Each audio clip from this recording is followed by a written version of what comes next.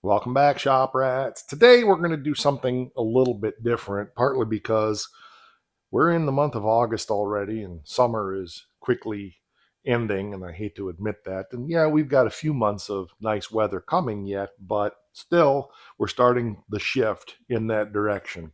We've got a lot of cars around here, and some of them you don't see on the channel very often. And the last time I had my 47 Ford out, it wasn't running real good. So we're going to bring that car into the shop today, and we're going to do some work on that one. Don't know what the channel is about? Stick around. It's about spending the day here with me in the shop working on whatever I happen to be doing. Today, it's the 47 Ford. We call her Fat Fanny. Let's watch the show intro. I'm Mike. This is My Cars Shop.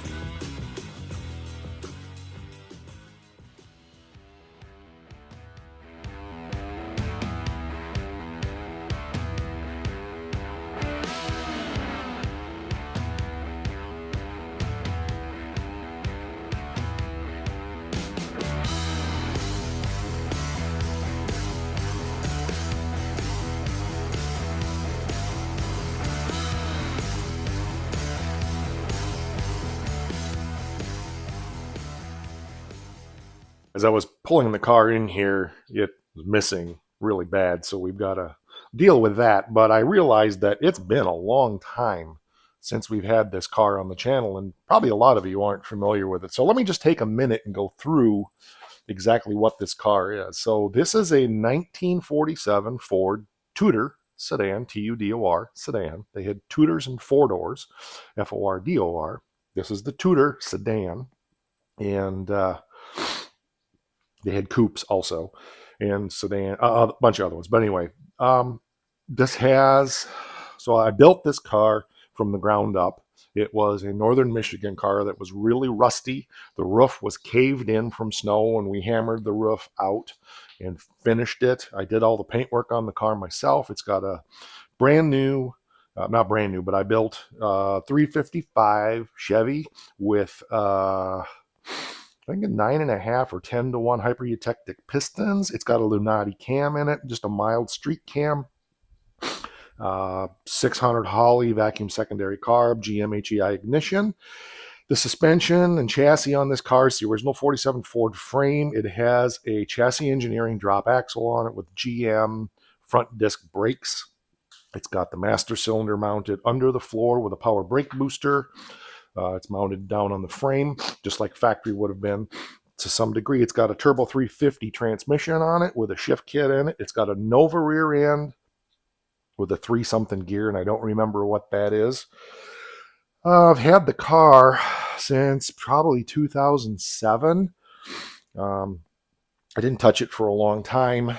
After I got the body painted, it was just stored for quite a while. Early in the shutdown, we finished up the front fenders. I still have the hood. I haven't even touched that. The grill is almost ready for paint, and we can get that on there.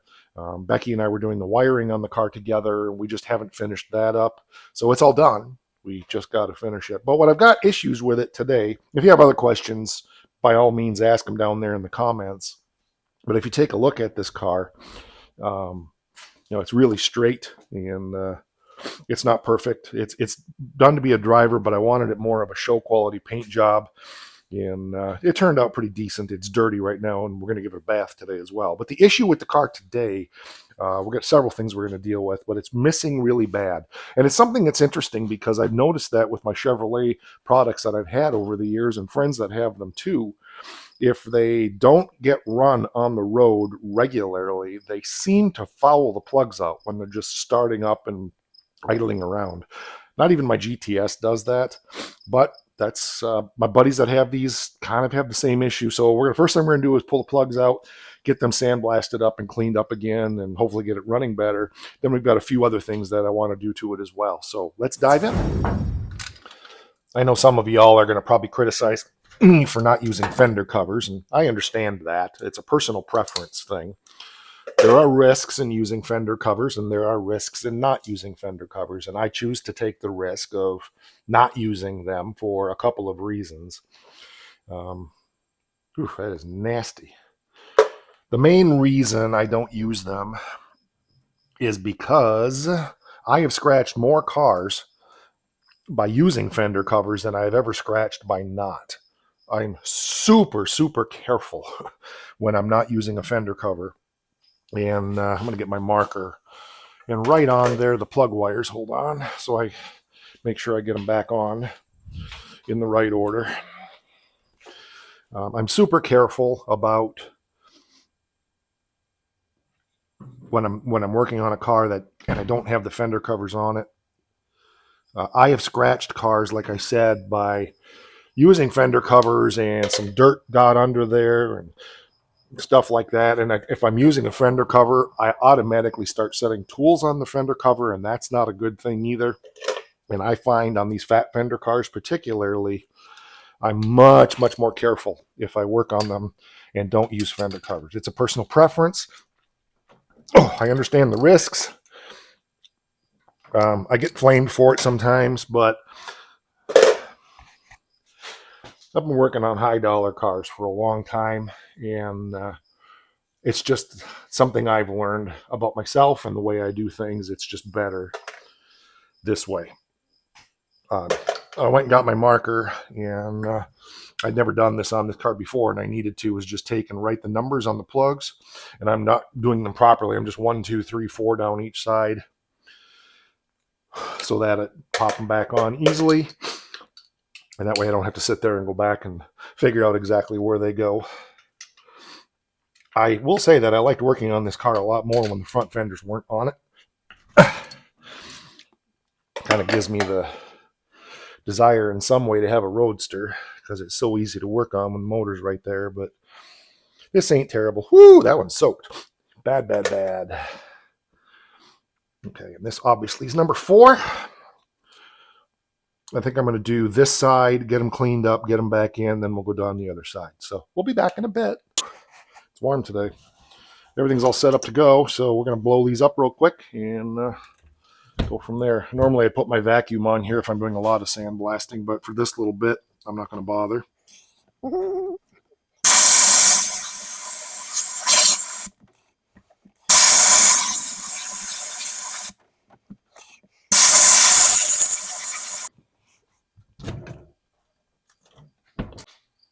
After I blast them, I like to blow them real good with air, get all the sand out of them.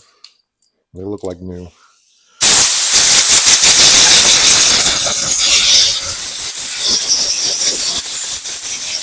So there's what we've got. They were black and wet before. Now they're white and dry. Put some anti-seize on these and get them back in. All right, that side's all done and back together again. Now it's lather, rinse, and repeat on this side. So I'm just going to do the same thing, 1, 2, 3, 4 down the plug wires as I pull them off. Like I said, it's not about the firing order. It's just about keeping them in order relative to the side of the motor they're on. So one thing about these ram horn manifolds is really nice is there's lots of room for the plugs underneath. It's one of my frustrations with the Mopar is often, not all, but often on those Mopars, plugs getting on with headers or manifolds can be kind of a bugger the way they're designed, but these are sure nice. One thing I didn't mention in the build, this has Chevy truck ram horn manifolds on it, and what we have on that side is just a straight dump, I believe. Yes, that's a straight dump on that side. And the trick on these Fords to put a Chevy motor in them on this side is you use a passenger side manifold that on that side it swoops back. You put it on this side and it swoops around like this. So you put a right hand manifold on the left side backwards and it swoops around the steering box and there's room in there. It works out really slick. I'll bring you over here and show you. Our manifold comes down and then swoops that way, and then our exhaust pipe goes down and around that steering box. It's hard to see here, but trust me, it does.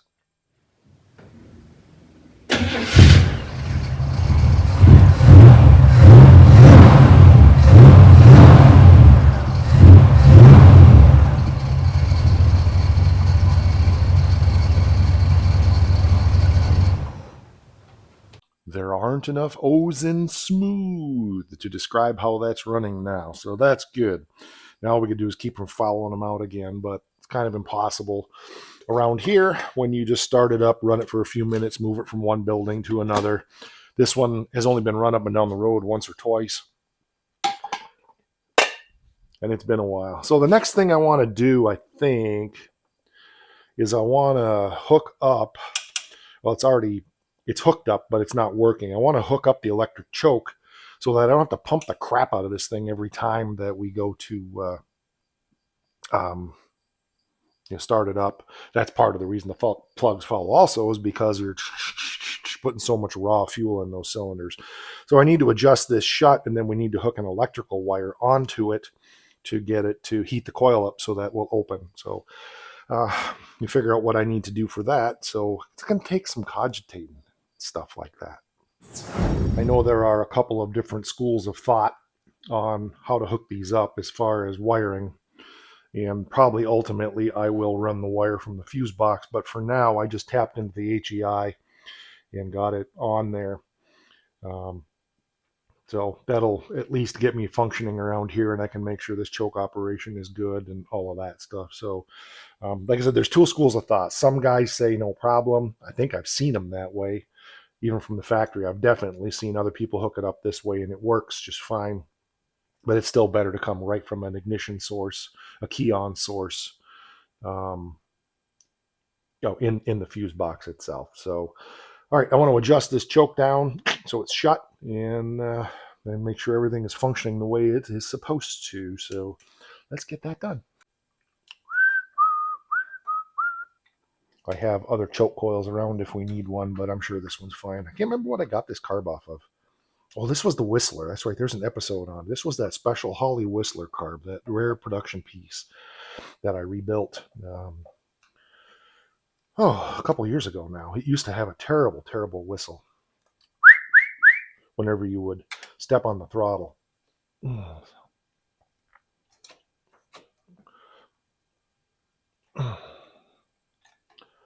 Boy, that's a little pot liquor, ain't you? Some of it's probably gummy because it hasn't been used in forever.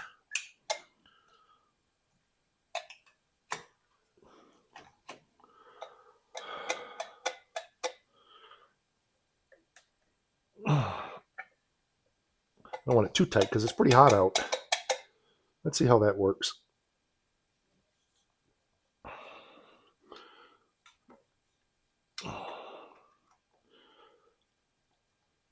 Okay.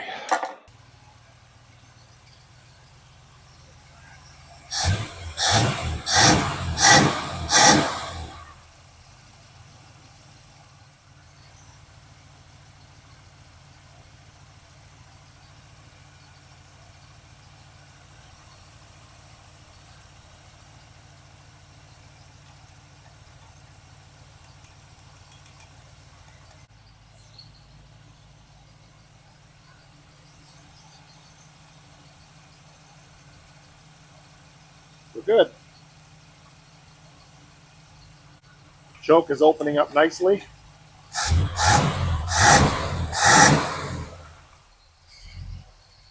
Sure is running a lot better. Wow.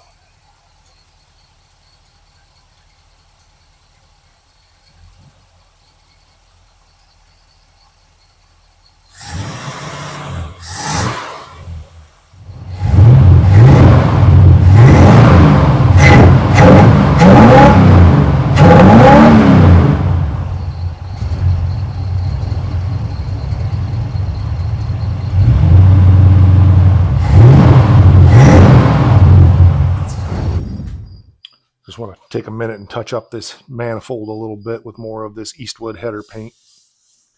For some reason, it's rusting again. I don't know why this one rusts so bad and the other one doesn't, but it's probably a little bit warm to be doing this. Yeah, it is.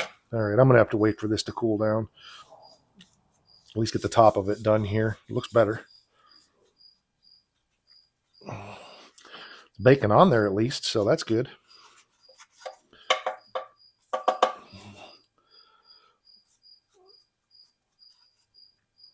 Actually, it worked pretty good.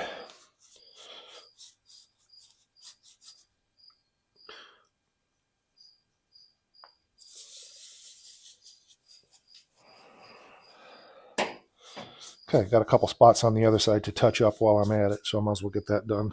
At least it doesn't look as rusty.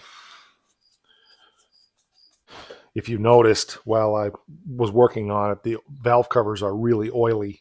That's because I sprayed them down with, I think I actually used, I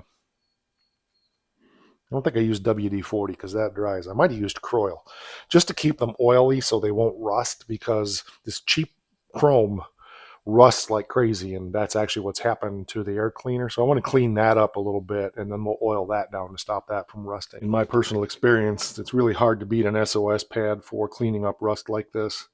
This lid is not great. It needs to be replaced, but I don't see any point in replacing it until I get the car on the road and it has a hood on it. And so every once in a while, we just, go after it and get her cleaned up. But it's really, like I said, it's hard to beat an SOS pad for cleaning up rust like this. Well, there comes a point at which it'll be too far gone, but this one's almost to that point. But we can get some more life out of it, and it'll still look respectable around the shop here. So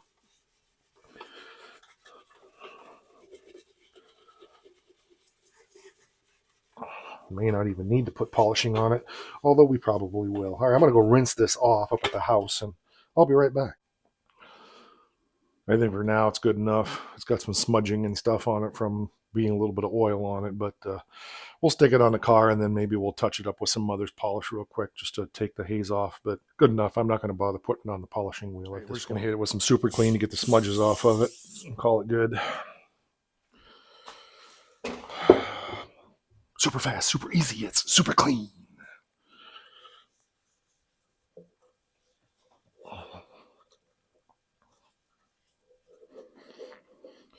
So I'm not going to bother doing the valve covers right now. I'm not going to bother doing the intake right now.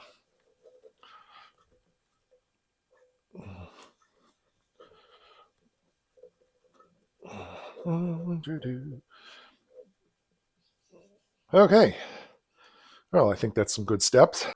I think it needs a bath. It's got tree sap all over it from earlier this year. So let's head out there.